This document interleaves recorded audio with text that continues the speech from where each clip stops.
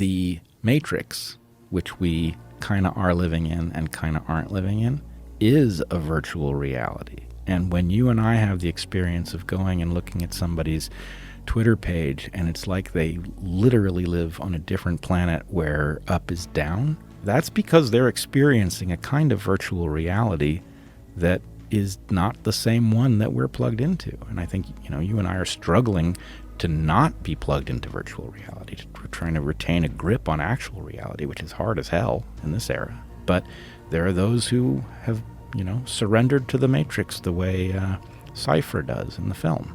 They would just rather, not struggle against it, because what are they going to do? Well, I think they're also ideologically captured to the point where they don't consider any of these other perspectives. And they only think within their echo chamber that this is the correct way to do it, and everybody outside of that is the enemy. So they've been captured in this way that it's just sort of inherent to the human condition to think tribally. Well, I would say the way to think about it is that for almost all of human history, one's well-being within one's social group, which is very often a lineage, is the vital parameter that dictates how well off you are in evolutionary meaningful terms. And so to the extent that that's the case, people become very easily manipulated as you threaten them with expulsion from polite society. Yes. And we've seen our friends succumb to this. Yeah. You've lost friends, I've lost friends. It's very disturbing, but it's also, we have to remember, it's not surprising that a human being faced with being ostracized reacts like a drowning person.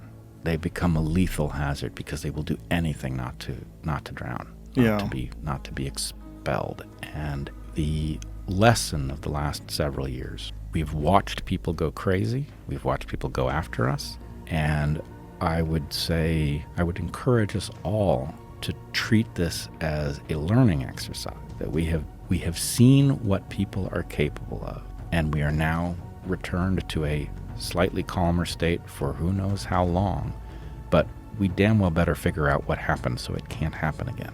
And we also have a much better understanding of what happens to people under extreme duress with an incredibly persuasive sort of narrative to comply. Yes, and, as Matthias Desmet points out, social isolation is a precondition for the kind of insanity that we saw overtake people.